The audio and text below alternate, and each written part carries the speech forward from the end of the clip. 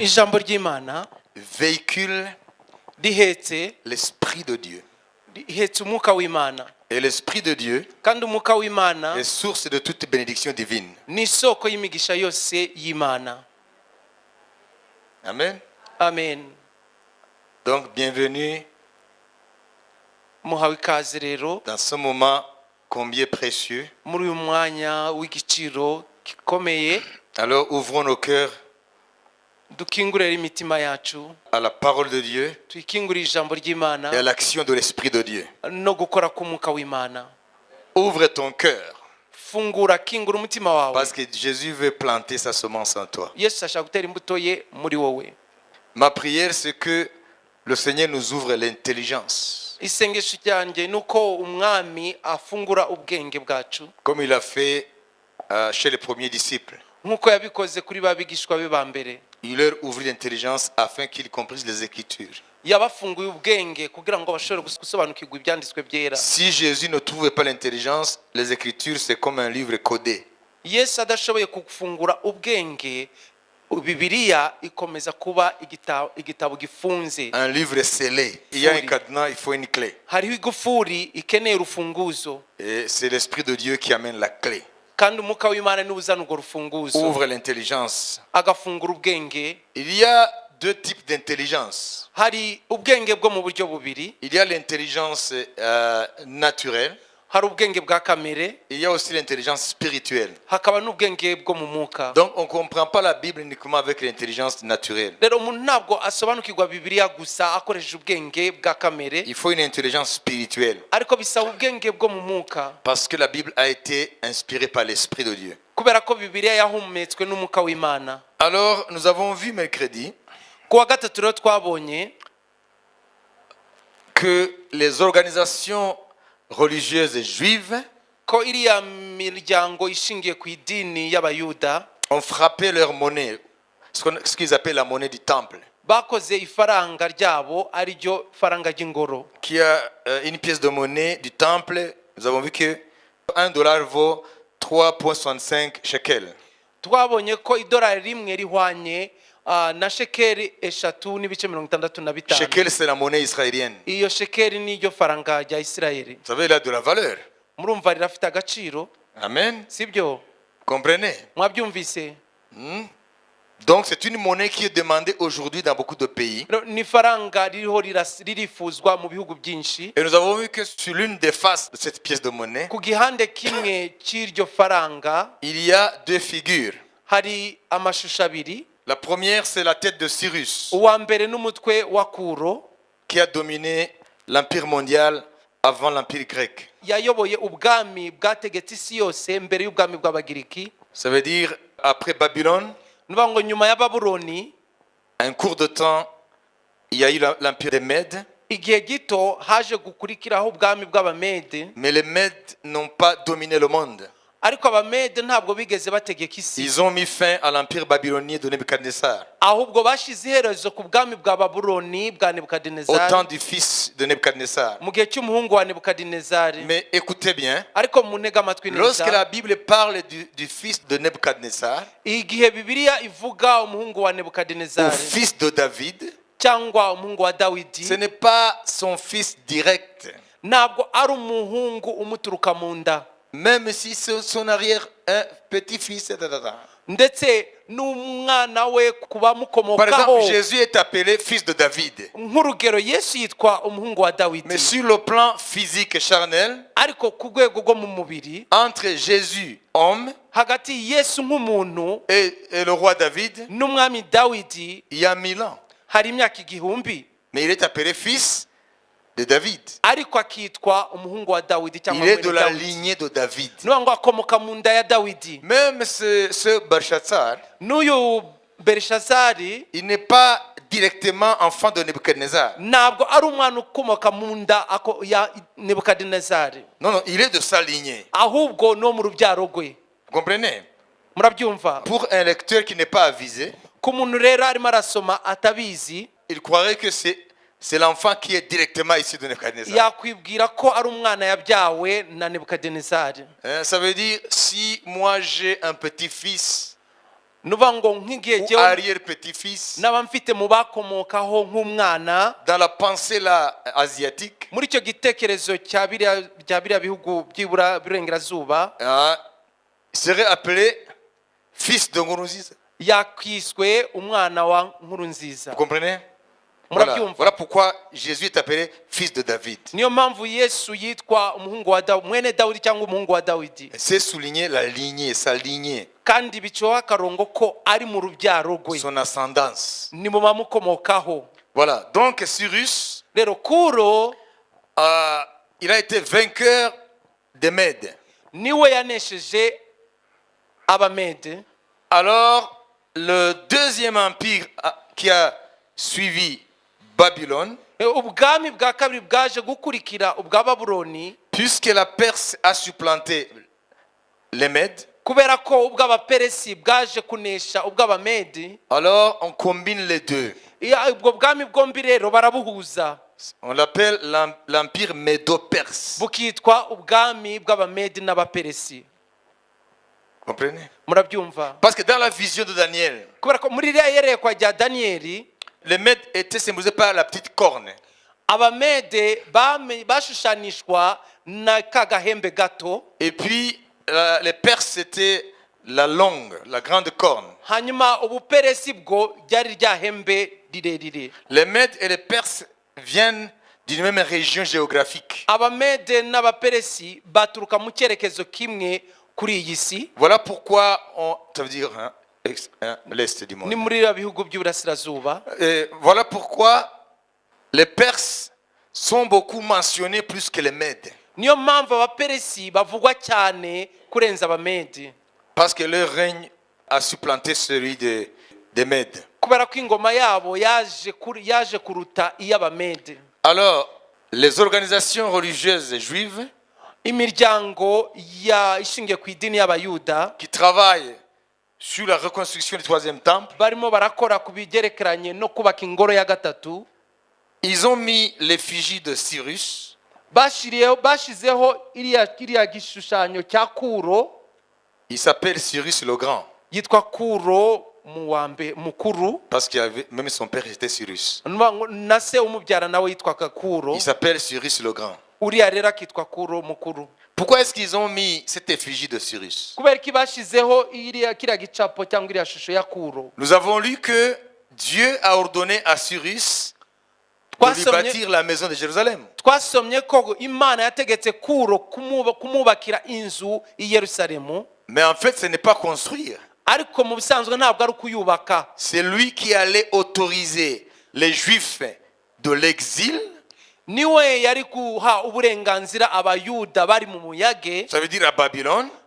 nuvuga ngo i Babuloni, Pour retourner dans leur pays. kugira ngo bagaruke iwabo mu gihugu, Afin de rebâtir le temple qui avait été détruit par Nebuchadnezzar. kugira ngo bongere bubake ingoro yari yarashenywe na Nebukadinezari. Donc après 70 ans de captivité, Rero nyuma y'imyaka 70 y'ubunyage, alors le roi Cyrus est monté au trône umwami Kuro ajya ku ngoma, de ce qu'aujourd'hui on appelle l'Iran, ari byo umunsi wa none cyitwa Irani, le pays d'Iran. n'igihugu cya Irani. Alors Cyrus Rero Kuro a décrété ashiraho itegeko pour que tous les Juifs retournent en Judée rivuga ko Abayuda bose basubira i Yudeya, afin de construire ou de reconstruire le temple de leur Dieu. kugira ngo bashobore kubaka ingoro y'Imana yabo. Et cela, c'est dans l'histoire du peuple d'Israël. Kandi ibyo biri mu mateka y'ubwoko bwa Isirayeli. Alors, ils ont mis l'effigie de Cyrus le Grand, Ubwo rero bashyiraho iriya shusho ya Kuro uriya mwami qui a régné sur le monde entier de l'époque, yategetse isi y'icyo gihe yose, environ entre 559 et 530 ni hagati ya 559 na 530 Avant Jésus. mbere ya Yesu. Alors, c'est en l'honneur de l'action qu'il avait faite Rero ni mu gushima cyangwa kwibuka igikorwa yakoze, qu'il a fait au 6e siècle avant Jésus. yakoze mu kinyejana cya 6 mbere ya Yesu. Ça veut dire il y a presque 26 siècles. Nuvuga ngo hashize ibinyenjana biri hafi ya 26. Ça veut dire entre 25 siècles et 26 siècles. Ni hagati y'ibinyenjana 25 na 26. Parce que l'histoire de Cyrus, c'est un rapport avec le temple. Kubera ko amateka ya Kuro ajyanye n'iby'ingoro. Comprenez? Murabyumva? Et voilà, ils mettent aussi la tête de Donald Trump, le président des États-Unis d'Amérique. None do bashizeho n'umutwe rero wa Donald Trump wariwe perezida wa Leta Zunze Ubumwe za Amerika. Parce que ce que Trump a fait l'année passée Kubera ko ibyo Trump yakoze mu mwaka ushize est en relation avec le temple aussi. nabyo bifite aho bihuriye n'ingoro. Parce qu'en reconnaissant Jérusalem comme capitale d'Israël, Kubera ko mu kwemera Yerusalemu nk'umurwa mukuru wa Isirayeli, ça ne s'arrête pas seulement là. ntabwo bigarukiraho gusa. Ce qu'il est en entretien avec les Juifs Nuko ari mu biganiro n'abayuda pour les aider, les appuyer à ce qu'ils puissent reconstruire le troisième temple. kugira ngo abafashe kandi abashigikire kugeza aho bubatse ingoro yabo ya gatatu. Et nous avons vu mercredi Ku wa gatatu rero kandi twarabonye que ces organisations religieuses et juives qui travaillent sur la reconstruction du troisième temple ko iyo miryango ishingiye ku idini y'abayuda iriho irakora ku kubaka ingoro ya gatatu ont donné à Donald Trump un avertissement bahaye imburo Donald Trump en lui disant bamubwira ngo souviens-toi de Cyrus. ngo wibuke ibya Kuro. Donc la pièce de monnaie, il y a une face, il y a deux têtes, celle de Cyrus le grand et Trump, et l'autre face, il y a le temple. Murabona kiriya giceri kiriho iyi mitwe ibiri, hari uwo mwami yitwa Kuro, Et l'autre face, ku rundi il y a le ruhande temple à reconstruire. hariho iriya ngoro igomba kubakwa. Vous voyez? Murabibona? Ça c'est la monnaie du temple. Iriya rero nicyo giceri cy'ingoro, Et les gens sont en train de la demander, de l'acheter. kandi abantu barimo barakigura, barimo baragishaka En Amérique, en Europe, etc. muri Amerika, i Burayi n'ahandi. Mais vous comprenez la monnaie du temple? Ariko murabyumva ibyarekeranye n'iki Elle a giceri été cy'ingoro frappée quand? ni cyakozwe ryari iki giceri. Donc ça a été frappé l'année passée. Rero iri faranga ryakozwe mu mwaka ushize, Donc c'est contemporain à nous autres. rero ni mu gihe cyacu. Rero Nous sommes en train de voir les choses qui sont passées il y a des années. ntabwo turo turareba ibintu byakoretse hashize imyaka ibihumbi, Nous sommes en train de voir la prophétie s'accomplir aujourd'hui devant nous. ahubwo turo turabona ubuhanuzi busohora uyu munsi wa none mu maso yacu. Qui a compris? Ninde wabisobanukiwe? Vous avez compris? Mwabyumvise? Ça s'est fait l'année passée. Ibi byo byabaye umwaka ushize. Alors, quels sont les avertissements que les Juifs qui travaillent sur le temple ont donné à Trump? Rero imburo abayuda bariho barubaka barakora ku by'ingoro, imburo bahaye Trump ni izihe? Ils lui ont dit, souviens-toi de Cyrus. Baramubwiye ngo wibuke ibya Kuro, Après avoir décrété la reconstruction du temple, nyuma yo gushyiraho itegeko ryo kongera kubaka ingoro, il s'est rétracté. yaje kwisubiraho, Il a commencé à mettre les roues dans les bâtons des Juifs qui étaient au travail à Jérusalem. atangira kurwanya abayuda bariho barakora ku by'ingoro i Yerusalemu. Il s'est attiré les foudres de Dieu à la place de la bénédiction. Nono yikururira imivumo y'Imana cyangwa gukubitwa guhanwa n'Imana mu cyimbo cy'imigisha. Et il est mort dans une guerre Aza gupfira mu ntambara, qui s'est opposée. Son armée, lui aussi, était avec eux contre les armées qui étaient au nord. aho L'actuel est Azerbaïdjan, les pays là de l'Asie de l'Est, nord-est. aho ingabo ze nawe yarazirimo ziyoboye zarwana n'ingabo zo mu majyaruguru muri ibyo bihugu byo muri Aziya yo mu majyaruguru. Et ainsi son règne s'est arrêté comme ça. Uko niko ingoma ye yaje kurangira. Donc il est mort. Apfuye. Vous comprenez? Murabyumva? Même si l'empire a continué, mais la force a diminué. Parce que c'est lui qui avait la main de Dieu pour dominer le monde. Kuko nubwo ubwami bwaje gukomeza ariko imbaraga zabwo zaje kugabanuka, kuko niwe yarafite imbaraga, ikiganza cy'Imana kuri we kugira ngo ashobore gutegeka isi yose. Et il avait dit, le Dieu des cieux m'a donné tous les royaumes de la terre. C'est ce que nous avons lu. kandi nawe yarabyivugiye ubwe Dans la Bible, on a lu. twabisomye muri bibiliya ngo imana itegeka amajuru n'isi yamaye Le Dieu ubutware créateur des cieux. imana umuremyi w'amajuru yamaye ubutware bwo gutegeka isi yose Ça veut dire son empire était tellement fort nivuga ngo ubwami bwe bwari bufite imbaraga zikomeye qu'il a reconnu qu'il a la faveur de Dieu. ku buryo yamenye ko ikiganza cy'imana kiri kumwe Donc nawe après sa mort, rero nyuma y'urupfu rwe sur le champ de bataille, ku rugamba ça veut dire que les successeurs n'ont pas eu la même force. abamusimbuye ni ukuvuga ko abamusimbuye ntabwo bagize imbaraga nk'izo yari afite Donc voilà pourquoi les Juifs ont mis Cyrus là-bas. niyo mpamvu rero abayuda bashyizeho kuro kuri kiriya Et gice on dit à Trump de ne pas se rétracter. noneho bakabwira Trump ngo ntazisubireho Il faut continuer ahubwo azakomereze mu byo yatangiye jusqu'à la consommation de ce qui est dans ton cœur. kugeza igihe hasoje ibyo afite mu mutima Ça veut dire tu dois faire durant ton mandat nivuga ngo ugomba gukora mu gihe cyo gutegeka kwawe jusqu'à ce que nous puissions rebâtir le troisième temple. kugeza aho tubasha kubaka ingoro yacu ya gatatu Et ainsi Dieu va te bénir. muri uko buryo imana izaguha umugisha Autrement, tu auras des problèmes aussi. n'ibitabuko nawe uzagirwaho n'ibibazo C'est ce qu'ils ont dit à Trump ibyo niyo mburo bahaye Trump de nos jours. muri kino gihe cyacu Qui a compris? ninde wabisobanukiwe Alors, pour aller un peu entrer dans les eaux profondes de notre enseignement, rero kugira ngo twinjire mu mazi magari y'izi nyigisho zacu j'aimerais aussi souligner quelque chose que nous avons dit mercredi. nashaka nca akarongo ku kintu kandi twavuze kuwa gatatu Nous avons parlé aussi de la déclaration de Balfour. twavuze amagambo ya Balfour. Hein? Alors, on va projeter ici la déclaration de Balfour et vous allez comprendre qui c'est, qu'est-ce qui est dans cette déclaration, dans quelles circonstances Balfour a écrit cette déclaration.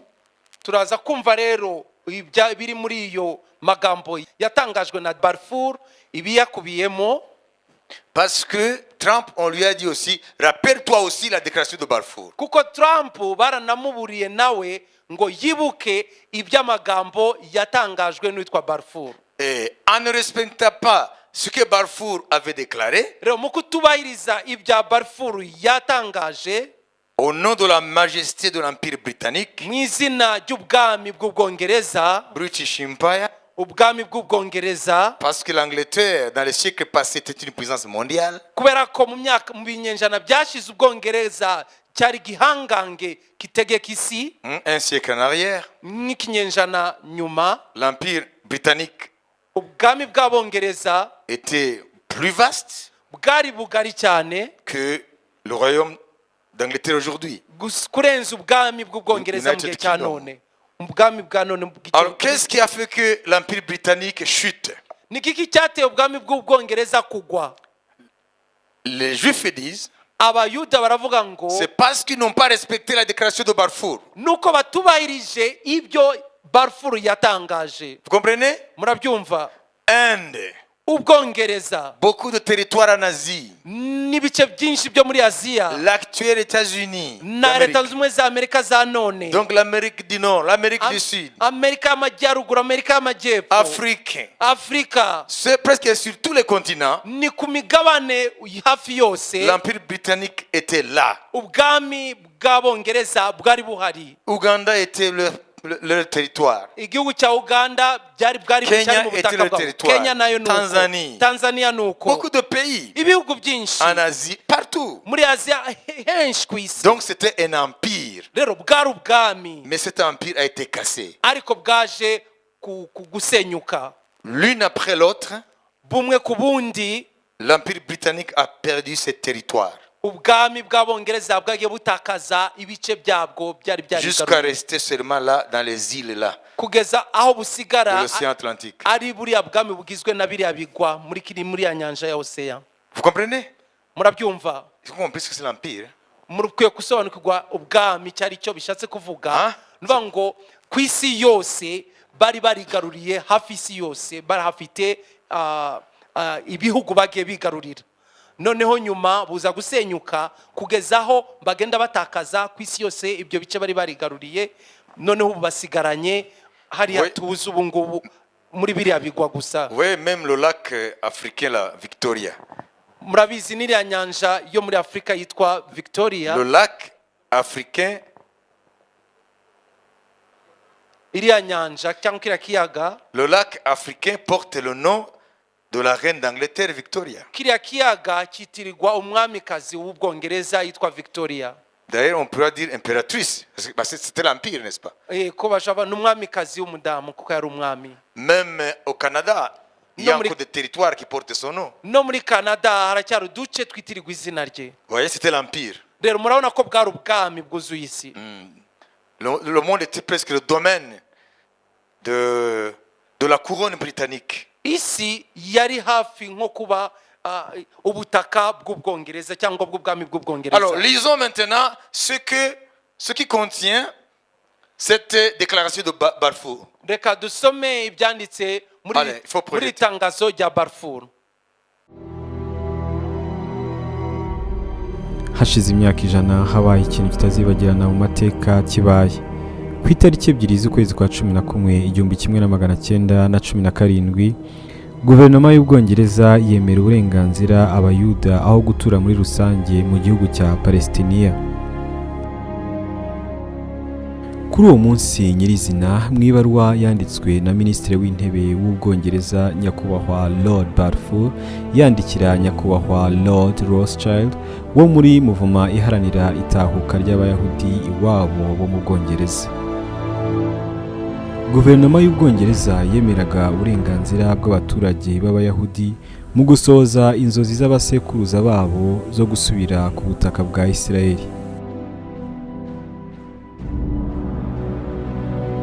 Bwari bwo bwa mbere igihugu cy'igihanganye ku isi muri icyo gihe nk'Ubwongereza bwemera ku mugaragaro uburenganzira ku baturage b'abayahudi bwo kugira igihugu. Bidatinze iyo baruwa yahise iba imbarutso yo kuba kw'ibintu byagiye bikurikirana bikomeye. Muri iyi video ikurikira tugiye kubagezaho icyitwa Declaration Balfour yo mu 1917. Ikaba ari ibaruwa ifunguye open letter cyangwa lettre ouverte yanditswe ku itariki 2 z'ukwezi kw'icyenda 1917 igashyirwaho umukono na Arthur Balfour wabaye minisitiri w'ububanyi n'amahanga w'Ubwongereza. Yandikiwe Lord Ryan Walter Rothschild wabayeho hagati y'umwaka w'1868 n'1937. Yari umunyacyubahiro wo mu muryango w'abayahudi bari batuye mu Bwongereza, akaba n'umuterankunga w'imena w'umugambi cyangwa muvuma y'itahuka ry'abayahudi basubira iwabo. Iyo baruwa iteye itya: nyakubahwa Rothschild, nejejwe cyane kubandikira mu izina ry'ubuyobozi bw'umwami. Ibaruwa ifunguye ishyigikira icyifuzo cyo gutahuka kw'abayahudi. Inyandiko yagejejwe ku nteko y'ubuyobozi iremezwa. Guverinoma y'umwami iteganya ishyirwaho ry'ahantu ho gutura rusange ku bayahudi muri Palestiniya, kandi izakoresha imbaraga zayo zose ngo yohereze ishyirwa mu bikorwa ry'iyo ntego. Byumvikane neza ko nta kintu kizakorwa cyabangamira uburenganzira bw'abaturage cyangwa bw'idini ry'imiryango itari iy'abayahudi isanzwe ituye muri Palestiniya, cyangwa uburenganzira n'ubwisanzure bwa politike abayahudi bafite mu bindi bihugu. Ndabasaba kugeza ibikubiye muri iyi nyandiko ku muryango uharanira itahuka ry'abayahudi.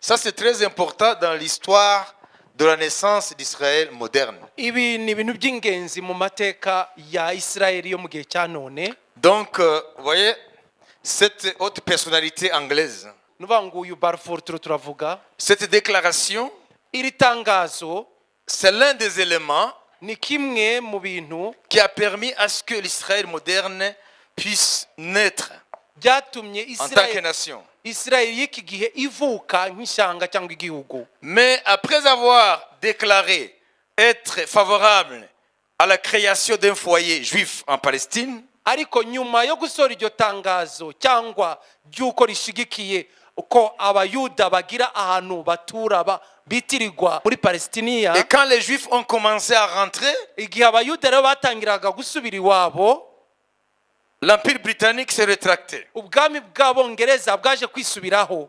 Et leurs armées qui étaient stationnées en Palestine Ingabo zabo rero zari zicumbitse muri Palestiniya ont commencé à refouler les Juifs qui rentraient en Palestine. zitangira kwirukana abayuda bari batashe bagaruka muri Palestiniya. L'épisode la plus marquante, Igihe rero kigaragara kurenza ibindi, c'est un bateau qui s'appelle Exodus. n'ubwato bwitwa Exodus. Ce bateau-là Ubwo bwato transportait plus de 4500 Juifs. bwari butwaye abayuda barenga 4,500. Il y avait des femmes, il y avait des enfants, des vieillards. Harimo abagabo, harimo abagore, harimo abana, harimo abasaza. Alors ils faisaient route vers Israël. Berekeje muri Isirayeli. Au départ, ce bateau s'appelait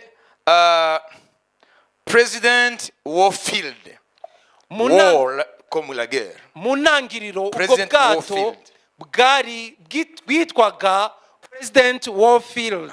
Alors, ce bateau, Noneho ubwo bwato officiellement en quittant l'Europe, ku mugaragaro buhaguruka mu Burayi, officiellement, le bateau se dirigeait vers l'Argentine. ku buryo buzwi bwaherekezaga mu gihugu cya Argentine, Parce qu'il voulait contourner maintenant la position de l'Empire britannique. kubera ko bashakaga gukwepa aho ubwami bw'abongereza bwari buri. Malgré la déclaration de Balfour, Nubwo hari iri tangazo rya Balfour, les Britanniques commençaient à être hostiles au retour des Juifs. abongereza bari batangiye kurwanya uku kugaruka kw'abayuda mu gihugu cyabo. Alors, ils commençaient maintenant à poster des soldats, à poster leurs agents pour empêcher n'importe quel bateau qui viendrait en Palestine dans lequel il y a des Juifs. Ubwo batangira gushyira abasirikara babo ahantu hose mu nzira, ahantu abayuda banyura kugira ngo berekeze mu gihugu cyabo, Pour ne pas traverser la Méditerranée, kugira ngo nibambuke inyanja ya Mediterane pour quitter l'Europe et venir en Palestine. bava i Burayi basubira muri Palestiniya. Alors les Juifs ont essayé d'utiliser d'autres stratagèmes pour contourner l'hostilité anglaise. Ubwo abayuda biga ubundi buryo bakoresha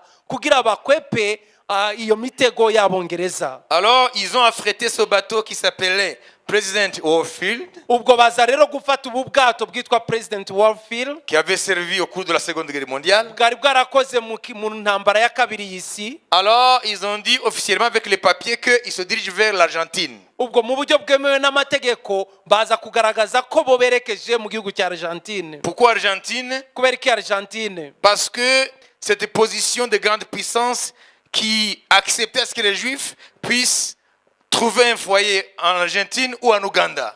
Aho hari icyifuzo cy'ibihugu by'ibihangange mu icyo gihe byari bishigiye igitekerezo ko abayuda bagira aho batura En nk'igihugu Argentine ou en bitirirwa, Ouganda. haba muri Argentine cyangwa muri Uganda, Pour éviter la déclaration de Balfour. kugira ngo bashobore kwigukwepa irira tangazo rya Parce que les Balfour. grandes puissances commençaient à voir que les Juifs, la présence des Juifs en Palestine va créer un problème qui ne sera jamais résolu. Kubera ko ibihugu by'ibihangange byari bitangiye kubona ko iri tangazo rya Balfour rizazana ikibazo kitazashobora gukemuka. Alors, pour contourner la déclaration Balfour, Kugira rero bari bakwepe iri tangazo, alors ils ont dit les Juifs peuvent habiter en Argentine ou en Ouganda. none batanga igitekerezo ko abayuda bashobora gutura muri Argentine cyangwa muri Uganda, Qu'on leur donne une partie de terre là-bas. babahe agace k'ubutaka muri ibyo bihugu. Alors, les Juifs qui étaient dans ce bateau précédemment qui s'appelait President Warfield et qu'ils ont... Oui, voilà. Au départ, c'était ça. Abayuda rero bari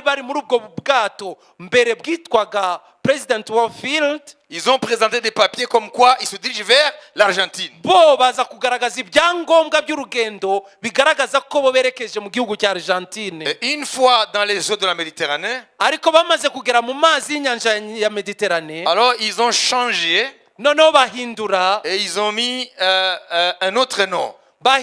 izina rya bwa bwato bashyiraho irindi zina, Et ils ont nommé Exodus. noneho bashyiraho irindi zina ryitwa exodus. Alors ils sont dirigés vers la Palestine. noneho bahita berekeza rero mu gihugu cya palestiniya. Les soldats britanniques ont compris le stratagème.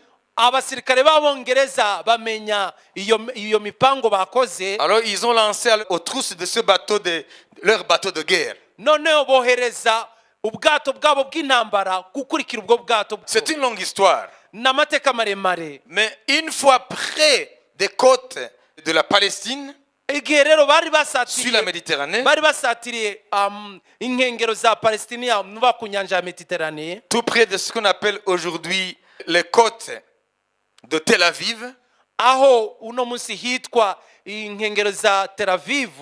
alors ils ont stoppé le bateau. noneho baza guhagarika ubwo bwato, Ils ont même fait violence à ce bateau. ahubwo baranaburwanya. Il y a eu des morts. habayemo n'abapfuye. Et les réchappés, abashoboye kurokoka ils ont été mis dans d'autres bateaux anglais. bashigwa ako kanya mu bundi bwato, Ils les ont amenés à Chypre. babajyana ahitwa C'est Chypre une île de la Méditerranée. na kagwa ko mu nyanja ya D'où mediterane, provient Barnabas. aho Barnabas murabizi muri Bibiliya aho Barnabas aturuka. Alors, à partir de Chypre, rero uvuye aho Chypre ils les ont ramenés dans leur lieu de provenance en Europe. babasubiza iyo baturutse mu Burayi. Et arrivés en Europe, bamaze kugera mu Burayi rero ils les ont mis dans un camp comme des prisonniers. babashyira mu nkambi nk'imbohe. Ça, c'est l'Empire britannique ubwo ni ubwongereza bwabikoze, qui a signé la déclaration Balfour. bwari bwarasinye kuri iriya tangazo rya Balfour. Donc, l'Angleterre a été hostile, rero ubwongereza bwaje kurwanya a combattu le retour des Juifs dans leur pays. kurwanya aho kugaruka kw'abayuda mu gihugu cyabo. Et conséquence, nk'ingaruka rero c'est la cassure ou la chute de l'Empire britannique. ni ukugwa cyangwa gusenyuka k'ubwami bw'abongereza. Vous comprenez? mwabyumvise? Donc l'Empire britannique a perdu ses territoires, a perdu sa force. ubwami bw'abongereza bwaje gutakaza uduce twabwo ku isi yose ndetse n'imbaraga Et voilà, zabwo. on rappelle à Trump noneho do barimo baributsa Trump, l'histoire de Cyrus bakamwibutsa ibya Kuro, et l'histoire de la déclaration Balfour. bakamwibutsa n'ibya ririya tangazo ry'uwitwa Balfour. Les conséquences ingaruka d'entraver les plans de Dieu. zo kurwanya umugambi w'Imana. La bénédiction umugisha pour ceux qui sont en faveur du plan de Dieu kuri abo bashigikiye umugambi w'Imana, et les malheurs et la malédiction sur ceux qui entravent le plan de Dieu. n'ibyago n'imivumo kuri abo barwanya umugambi w'Imana. Et aujourd'hui, l'Angleterre n'a plus la même influence. uyu munsi ubwongereza ntabwo bwifite imbaraga nk'izo bwari bufite icyo gihe. Vous qui avez soif de connaître la parole de Dieu, rero mwe mufite inyota yo kumenya ijambo en ry'Imana, l'occurrence la parole prophétique de l'Écriture, hano iri jambo ry'ubuhanuzi bwo mu il faut que vous byanditswe, compreniez ce qu'est la déclaration Balfour. mukwiye gusobanukirwa icyo ari cyo iri tangazo rya Balfour. Ok? murabyumva? Alors, je vais vous parler un peu du mouvement sioniste pour que vous compreniez. reka mbababwire kuri iriya muvuma ya sionisme cyangwa uriya muvuma yo gusubira muri palestiniya ku Le mouvement bayuda. sioniste, uyu muvuduko cyangwa uyu mwuka wo gusubira muri palestiniya ku bayuda vers les années 1800, précisément 1881, ahagana mu myaka 1881. amen, amen. le mouvement des Juifs qui veulent rentrer dans leur pays uyu mwuka mu bayuda wo gusubira mu gihugu cyabo était tellement fort. wari umaze kugira imbaraga. Pourquoi après presque 2000 ans? kubera ko inyuma hafi y'imyaka 2000, Vous voyez, les gens éparpillés dans le monde murabona abantu bari baranyanyagiye mu bihugu byose mu isi yose pendant presque 20 siècles, hafi ibinyejana 20, donc 2000 ans. niba imyaka 2000. Comment est-ce qu'ils peuvent être saisis par l'élan, l'engouement de retourner dans leur pays? ni gute bashobora gufatwa n'umwuka umwe bose wo gusubira mu gihugu cyabo? Déjà 50 ans imyaka 50 gusa suffisent irahagije à ce que les gens qui sont dans leur pays ko abantu birukanwe mu gihugu cyabo repensent encore à leur pays, bongera gutekereza ku gihugu cyabo. leurs enfants abana babo qui n'ont pas connu le pays, batigeze bamenya igihugu bakomotsemo, mais ils ont déjà le temps d'être assimilés. ariko icyo gihe cyose harabaye igihe cyo kwivanga n'ubwoko aho bahungiye. Vous comprenez? Murabyumva? Donc, il y en a même qui, pour le pays de leur père, ne veut plus rien dire pour eux. Hari ndetse n'abantu igihugu cy'abasogokuruza babo ntacyo kiba kikivuze kuri bo. Mais 2000 ans, ariko imyaka ibihumbi bibiri vous pensez encore à votre pays? mukaba mugitekereza ku gihugu cyanyu. Parce que ce n'est pas vous qui avez quitté le pays. kubera ko ntabwo ari Ce mwe sont vos aïeux. ntabwo ari mwe mwavuye mu gihugu, ahubwo nabo mukomokaho mu gihe cya Des kure. générations, des générations. urungamwe ruri kure kure kure. Alors, à partir de 1881, uhereye mu 1881 la parole que Dieu a dite ijambo Imana yavuze à travers le prophète Jérémie et Ézéchiel, mu kanwa k'umuhanuzi Yeremiya na Ezekiyeli même Ésaïe, na Esayi ndetse que vers les temps de la fin, ko mu bihe by'iherezo j'irai chercher les enfants d'Israël. nzagenda njya gushakisha abana ba Isirayeli, Je les sortirai de leur tombeau. nzabavana mu mva zabo. Ça, c'est le terme même de Dieu. ayo niyo magambo Imana yakoresheje ubwayo. Qu'est-ce que c'est les tombeaux? izo mva ni iki? C'est dans ta Bible. biri muri Bibiliya yawe. J'irai les faire sortir de leur tombeau. nzagenda mbavane mu mva zabo. Où sont ces tombeaux? izo mva ziherereye he? Ça, c'est terrible. ibyo biteye ubwoba. Ce sont les termes de Dieu. ayo niyo magambo Imana yakoresheje. Devant Dieu, imbere y'Imana, dites après moi, c'est Dieu qui dit. subiramo vuga ngo ni Imana Ce ivuze. que je vais dire maintenant, ce ne sont pas mes paroles, ce sont les siennes. ibyo ngiye kuvuga nonaha ntabwo ari amagambo yanjye, ni amagambo yayo. Il faut qu'il le répète avant que je le dise. noneho mubisubiremo mbere nabivuga. Non, non, ce n'est pas moi.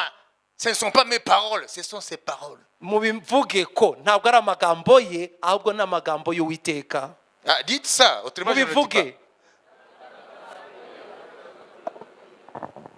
pas. Est-ce que vous comprenez? murabyumva? Hein? Moi, je suis la bouche. Jewe ndakanwa. Les paroles que je vais dire ne sont pas mes paroles. amagambo nenda kuvuga ntabwo ari ayanjye. Comprenez? murabyumva? Dieu dit, Imana iravuga vers la fin des temps. mu gihe cy'iherezo. Voilà pourquoi nous ne pouvons pas douter que nous sommes dans les temps de la fin. niyo mpamvu udashobora no gushidikanya ko turi mu bihe by'iherezo. Dans les temps de la fin. mu bihe by'iherezo, Vous vous souvenez d'Osée? muribuka ibya Hoseya Chapitre combien? igice cya kangahe? Verset 4. umurongo wa 4. Vous vous souvenez? Les murawibuka? enfants d'Israël abana ba Isirayeli resteront longtemps bazamara igihe kirekire sans loi, nta tegeko, sans roi, nta mwami, sans chef, nta mutware, sans sacrifice, nta gitambo, sans éphod, nta efodi, sans téraphim. nta Vous terafimu. vous souvenez? murabyibuka iby'ayo magambo? Après ces jours, nyuma y'iyo minsi, après ces jours tellement longs, nyuma y'iyo minsi miremire, qui pour nous ont duré combien? kuri twe yamaze igihe kingana gute? 2 millénaires. ibinyagihumbi bibiri. Hein? Les enfants d'Israël reviendront ici. abana ba Isirayeli bazagaruka hano hantu, Pas en Ouganda, atari muri Uganda, pas en Argentine. atari muri Argentine, Là. hano. Vous avez compris? mwabisobanukiwe? Hein? Moi, quand je lis ça, Jewe iyo nsomye ibyo bintu ça me donne la force de croire dans tout ce que Dieu a dit. bimpa imbaraga zo kwizera ibyo Imana yavuze byose, Contre tout ce qui peut me dire non, c'est impossible. nitaye ku byahaguruka byose bivuga ngo ntibishoboka, Parce que la parole de Dieu kubera ko ijambo ry'Imana a fait ses preuves ryarigaragaje dans l'histoire. mu mateka. Qui a compris? ninde wabisobanukiwe? Vous avez compris? mwabisobanukiwe? Alors, Dieu dit, Imana rero ivuze ngo dans ses propres termes, mu magambo yayo, vers la fin des temps, mu gihe cy'iherezo j'irai les faire sortir de leur tombeau. nzajya kubavana mu mva zabo. Ça veut dire devant Dieu, nuvuga ngo imbere y'Imana les nations, amahanga ce sont des tombeaux. ni imva. J'irai les faire sortir de la France, nzajya kubavana mu Bufaransa, de l'Angleterre, mu Bwongereza, de la Russie, mu burusiya etc. n'ahandi Les nations. amahanga Aussi longtemps que Jésus n'est pas encore venu igihe cyose yesu atarakagaruka pour instaurer le millénium, kugira ngo yime ya ngoma y'imyaka les igihumbi, nations devant Dieu, amahanga imbere y'imana spirituellement, mu buryo bwo mu mwuka ce sont des tombeaux. n'imva. D'où est-ce que Dieu a tiré les Juifs aujourd'hui qui sont en Palestine? imana yavanyeho aba bayuda uyu munsi bari muri kiriya gihugu cya Au sein des palestina nations. ni mu mahanga. Mais Dieu a dit, il les fait sortir d'où? Des Ariko- tombeaux. ariko imana yo yavuze ngo nzabavana mu mva. Ça veut dire les nations n'ont pas de vie. ni ukuvuga ngo amahanga nta buzima afite, Dans un tombeau, il n'y a pas de vie. mu mva nta buzima buhari, Dans un tombeau, il n'y a que la pourriture. mu mva hari ukubora ibintu byaboze gusa. Devant Dieu, les nations, c'est comme des tombeaux. imbere y'imana amahanga ni nk'imva. Vous comprenez? murabyumva? Jusqu'à ce que Jésus revienne kugeza igihe yesu azagarukira pour libérer Jérusalem. kugira ngo abohore yerusalemu. Et de là partant, toutes les nations. uhereye aho ngaho n'amahanga yose, C'est là où les nations vont commencer à vivre. niho amahanga azatangira kubaho Quand elle va reconnaître le Messie. igihe azakwizera mesiya, Lorsque les nations monteront à Jérusalem igihe amahanga azazamuka i yerusalemu pour adorer le roi. kuramya umwami, Là, elles vont cesser d'être traitées de tombeaux. icyo gihe azarorera noneho kwitwa imva. Quand est-ce que les nations cesseront d'être appelées tombeaux par Dieu? ni ryari amahanga azarekeraho kwitwa imva n'imana? La réponse est dans Ésaïe 2. Lisons-nous. igisubizo kiri muri Yesaya 2. reka tuhasome. Il faut connaître ta Bible. ukwiye kumenya bibiliya yawe. Hein? You have to know your Bible, my friend. mwene data ukwiye kumenya bibiliya yawe. Lisons. reka duhasome Ésaïe chapitre 2. Yesaya ibice 2. Vite, vite. vuba vuba. Là, tu vas comprendre quand est-ce que les nations vont cesser d'être appelées tombeaux aho uraza kumenya ni ryari amahanga azarekera kwitwa imva par Dieu. abyiswe n'imana. Donc, verset 1 jusqu'au verset 5. umurongo wa mbere kugeze ku wa 5. ibyo Yesaya mwene Amosi yeretswe ku Bayuda no ku Yerusalemu. Mu minsi y'imperuka umusozi wubatsweho inzu y'Uwiteka uzakomerezwa mu mpinga z'imisozi, ushyirwe hejuru usumba iyindi, kandi amahanga yose azawushikira. Amahanga menshi azahaguruka avuga ati nimuze tuzamuke tujye ku musozi Moi, je ne suis w'Uwiteka. pas d'accord avec ça. ntabwo mpamanya Il n'ibyo. est dit et que toutes les nations afflueront. Toutes les nations, ça veut dire quoi? amahanga yose. Ah, il faut corriger. ukwiye gukosora, Mais ce n'est pas ta faute. Hein? ntabwo ari ikosa ryawe. Kandi amahanga yose azawushikira. Amahanga yose azahaguruka avuga ati nimuze tuzamuke tujye ku musozi w'Uwiteka, ku nzu y'Imana ya Yakobo, kugira ngo ituyobore inzira zayo tuzigenderemo. Dans ma Bible ici, afin qu'il nous enseigne ses voies. muri bibiliya yanjye haravuga ngo kugira ngo itwigishe inzira zayo. Hein? Afin qu'il nous enseigne ses voies et que nous marchions dans ses sentiers. itwigishe inzira zayo tugendere mu nzira zayo. Hein?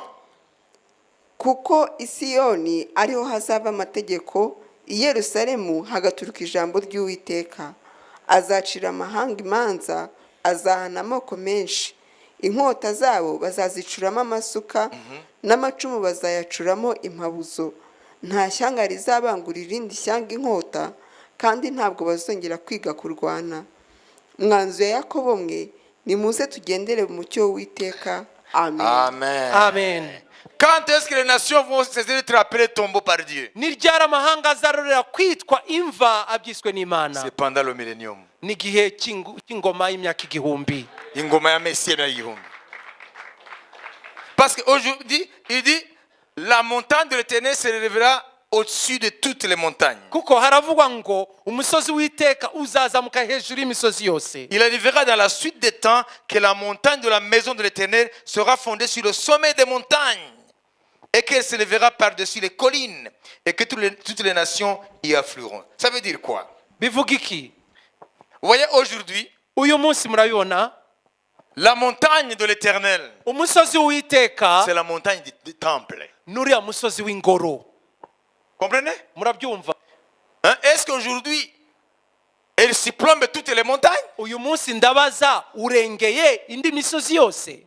Non. oya Qu'est-ce qui est sur la montagne? ni igiki kiri kuri uriya musozi Qui donne à la montagne sa spécificité? ni igiki giha uriya musozi umwihariko wawo C'est le temple de Dieu. ni ingoro y'imana Maintenant, il n'y a plus de temple. ariko uyu munsi iriya ngoro ntihari Il y a les mosquées ahubwo hari imisigiti musulmanes.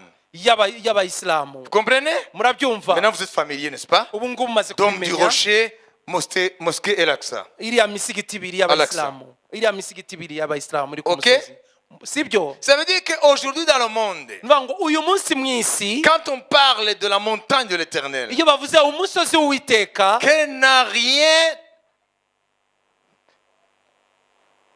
de différent avec d'autres montagnes. ntaho utandukaniye n'indi misozi C'est ce qu'on appelle en philosophie que toutes choses se valent.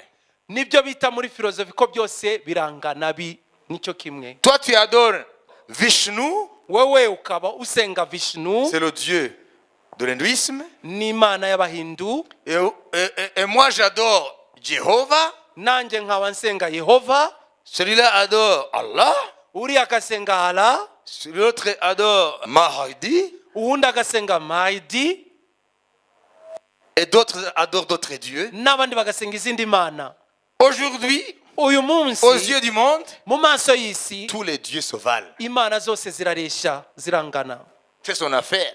we biramureba Qu'il prie ce qu'il veut. asenga ibyo Est-ce que vous ashaka comprenez? murabyumva Ça veut dire aujourd'hui, nivuga ngo uyu munsi dans le langage prophétique, mu mvugo y'ubuhanuzi la montagne de l'Éternel umusozi n'a w'uwiteka rien ntacyo de spécial par rapport aux autres montagnes. ntacyo ufite cyihariye gisumba indi misozi Tout se vaut. byose biraresha birangana Toutes les choses se valent. byose birangana Mais Dieu dit, ariko imana iravuga ngo dans la suite des temps, nyuma y'ibyo bihe ça veut dire dans les derniers jours, nivuga ngo mu minsi ya nyuma Dieu va revenir sur sa montagne. imana izagaruka ku musozi wayo Et la montagne de l'Éternel hanyuma umusozi w'uwiteka retrouvera la gloire d'Adam. uzongera kugira ubwiza bwo mu gihe cya kera On ne parlera plus ntibazongera kuvuga d'autres maisons, d'autres dieux. inzu z'izindi mana Il ne sera qu'un seul Dieu hazaba hari ahantu hamwe qui gusa réside sur la montagne du temple. hazaba haherereye ku musozi w'ingoro C'est le mont Morija ni kuri uriya musozi moriya qui va redevenir niwo uzahinduka le siège du gouvernement de Dieu. icyicaro cya guverinoma y'imana On ne dira plus toutes les choses se valent ntabwo bazongera kuvuga ngo byose ni kimwe parce que toutes les nations kubera ko amahanga yose reconnaîtront azamenya neza qu'il n'y a qu'un seul Dieu ko hari imana imwe rukumbi qui est venu dans le nom de Jésus-Christ. yaje mu izina rya yesu Parce que toutes les nations afflueront à la montagne de l'Éternel kuko amahanga yose azazamuka i yerusalemu pour adorer le roi. kugira ngo baramye umwami Qui sera là? ninde uzaba uri aho hantu C'est Jésus notre ni Seigneur. yesu kirisito umwami wacu Est-ce que vous avez compris? mwabyumvise Vous avez compris mwabisobanukiwe pourquoi aujourd'hui Dieu traite les nations de quoi? kubera iki uyu munsi De quoi? imana ifata amahanga nk'iki De tombeaux. nk'imva Parce que les nations kubera ko ne amahanga connaissent pas Dieu. ntabwo azi imana Ne marchent pas dans les voies de Dieu. ntabwo agendera mu nzira z'uwiteka Il y a plusieurs dieux avec les deux minuscules. hari ingigwamana nyinshi cyane Mais ce jour-là, ariko kuri uwo munsi il sera reconnu qu'il y a un seul Dieu, bizamenyekana ko hari imana imwe rukumbi le Dieu d'Israël. ariyo mana ya isirayeli Toutes les nations iront là-bas. amahanga yose azazamuka iriya Nous le verrons plus tard. tuzabibona nyuma Mais maintenant, je voulais vous dire ariko uyu munsi nashaka kugira ngo mbabwire comment le mouvement sioniste a commencé. ni gute uyu mwuka wo kugaruka kw'abayuda mu gihugu cyabo watangiye Il dit il ira les tirer des tombeaux. imana iravuga ngo izajya kubavana mu mva Ça veut dire dans les nations nuvuga ngo mu mahanga où ils ont été éparpillés. ahantu bari banyanyagiye 2000 ans d'histoire, imyaka 2000 by'amateka sans terre, nta gakondo sans temple. nta ngoro Alors, en 1881, rero mu 1881 vous savez, dans l'ex-URSS, murabizi muri iriya bihugu byunze ubumwe bw'abasoviyeti bya kera précisément la Russie en tête, ndavuga uburusiya aribwo buri ku isonga. il y avait une grande communauté juive. Hariya hari abayuda benshi, Il y avait des millions de juifs là-bas. hari miliyoni z'abayuda benshi. Ça veut dire des juifs qui sont devenus russes, bien sûr. Nubango n'abayuda baje guhinduka abarusiya. Parce que plus de 1500, 2000, ils étaient devenus réellement des autochtones. Nubango imyaka irenga 1500 bari bamaze kuba abene gihugu cyangwa abasangwa butaka baho. Et puis en 1881, Hanyuma muri 1881 suite au programme déclenché contre les juifs, kubera iri pogrom ça veut dire des massacres. buriya bwicanyi bwaje kugwira abayuda. Ça veut dire en URSS, Mu Rusiya hagurutse ubwicanyi bwo kwica abayuda. précisément en Russie. Ni mu Burusiya On a commencé à tuer les juifs. batangiye kwica abayuda abayahudi. Mais c'était véritablement des Russes. Ariko icyo gihe bari abarusiya nabo Hein? Ils ont commencé à tuer les juifs. batangira kwica abayahudi. Et à ce moment-là, Aho ngaho rero les juifs ont commencé à fuir. abayahudi batangira guhunga, Les uns vers les États-Unis, bamwe berekeza muri leta z'ubumwe za les Amerika, autres vers Israël. abandi berekeza muri Isirayeli. Ce sont les premiers contingents des juifs vers la Palestine. Niyo matsinda ya mbere yatangiye kujya muri Palestiniya. Comprenez? Murabyumva Ça veut dire quoi? bivuga iki? Dieu est allé les faire sortir du tombeau russe. Nubango Imana yari yagiye kubavana muri iriya mva aribwo Burusiya. Comprenez? Murabyumva? Et puis en Europe, Nyuma Uburayi l'esprit antisémite a commencé à monter. umwuka wo kwanga abayahudi utangira kuzamuka. Alors un journaliste écrivain du nom de Theodore Herzl, Umunyamakuru yitwa Theodor Herzl arandika. journaliste et écrivain Yari umwanditsi akaba n'umunyamakuru de renom, uzwi w'icyamamare Theodore Herzl. yitwa Theodor Herzl. Il a été saisi en lui Afatwa muri we par la colère de voir son peuple traité dans toutes les nations comme des chiens. gufatwa n'umuka w'uburakari bwo kubona ubwoko bwe bufatwa nk'imbwa. C'était un juif hongrois, Yari umuyuda wo mu gihugu cya Hongrie, ça veut dire presque allemand aujourd'hui. ubu ni nko mu gihugu cy'Ubudagi. Alors il a commencé à sensibiliser les juifs Ubwo rero atangira gusansibiriza abayuda pour qu'ils aient l'esprit nationaliste. kugira ngo bagire umutima wo kongera gukunda igihugu cyabo. Il est allé en Suisse dans la ville de Bâle. Agenda mu Buswisi mu mujyi witwa Bari. Alors il a préparé un grand congrès sioniste mondial. Rero ategura ihuriro rikomeye cyane ry'abantu bafite icyo cyifuzo cyo gusubira mu gihugu cyabo. Et Théodore leur a dit ceci: Uyu Theodore ababwira aya magambo: nous n'aurons pas de paix dans le monde entier, ntabwo tuzigera tubona amahoro mu isi yose malgré ces milliers d'années dans les nations comme citoyens. n'iyi myaka yose twaba tumaze mu mahanga nk'abaturage. Il nous faut un pays où les juifs sont en sécurité. Dukeneye igihugu aho abayuda biyumva mu mutekano. L'idéal serait Israël, notre Israël. Icyiza nuko yaba ari Isirayeli yacu, Mais peu importe si ce n'est pas Israël, ariko nubwo itaba Isirayeli, mais qu'il y ait quelque part sur cette terre ariko nibura tugira ahantu kuri iyi si où nous pouvons être juifs dans notre communauté en sécurité. aho twaba abayahudi mu gace kacu turi mu mutekano. Et les juifs ont répondu massivement. Ubwo abayuda barabyitabiriye nk'imbaga. Et comme résultat de ce congrès sioniste mondial, Icyaje kuva muri iryo huriro rero ryabaye ku isi ils ont yose, créé la première organisation sioniste mondiale. bashinga umuryango wo gutahuka mu gihugu cyabo ku isi yose. Et ils ont nommé l'initiateur même, Theodore Herzl, président de cette organisation. Ubwo bahita bashyiraho uwo Theodore ari wo wazanye icyo gitekerezo nka perezida w'uwo muryango. Il a commencé à sillonner le monde entier, Atangira kuzenguruka isi yose, voir les grandes puissances, akajya kureba ibihugu by'ibihangange pour plaider la cause du retour des Juifs en Palestine ou sinon dans un autre territoire où ils seraient en sécurité. kugira ngo bavuganire abayuda kugaruka mu gihugu cyabo cyangwa kugira ahandi hantu bakumva bafite umutekano. Alors le mouvement a commencé à prendre de l'ampleur. Uwo mwuka rero utangira kuzamuka mu mbaraga. Mais certains juifs qui étaient bien installés dans leur pays d'accueil, ariko bari abayuda bari baguwe neza mu certains pays, certains juifs, abayuda bamwe bari baguwe neza mu bihugu bari byabakiriye, ils se disaient qu'eux, ils ne sont pas concernés. bo bakavuga ngo ibyo ntabwo bitureba. Et après ce qui s'est passé, Nyuma rero y'ibyaje kuba, il y a eu la Première Guerre mondiale haza kuba intambara ya mbere y'isi.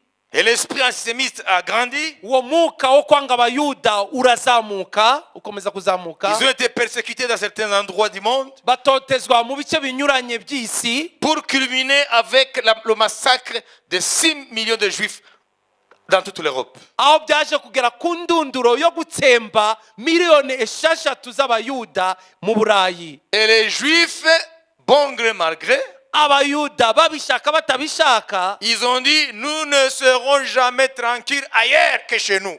baravuga ngo nta hantu namwe tuzigera twiyumva mu mutekano atari iwacu. Et ils ont commencé maintenant à rêver du retour à Sion. Ubwo rero baheraho batangira kugira inzozi zo gusubira iwabo i Vous savez, Siyoni. les premiers ténors du sionisme, vous savez, le sentiment du retour vers la terre promise, Nuvuga ngo abambere bari bafite icyo gitekerezo cyo gusubira mu gihugu cyabo, c'était des laïcs. bari abantu badashingiye ku idini. Vous comprenez? Murabyumva? C'était des nationalistes. Bari abantu ahubwo bafite urukundo rw'igihugu cyabo. Avoir un endroit où le juif est en sécurité. Aho bagira agace runaka aho umuyahudi wese yakwiyumva atekanye. Tous les premiers dirigeants d'Israël, Abayobozi ba mbere bose b'igihugu cya Isirayeli, je dis l'Israël moderne, Isirayeli ya none, les Ben Gurion, abitwa ba Ben Gurion, qui est le père de l'indépendance, ari wo wazaniye ubwigenge en Isirayeli 1948, muri ce 1948. n'étaient pas des religieux, Ntabwo bari abanyedini, c'était des laïcs, ahubwo bari abantu basanzwe, tout simplement des nationalistes. ahubwo bakundaga gusa igihugu cyabo. Comprenez? Murabyumva?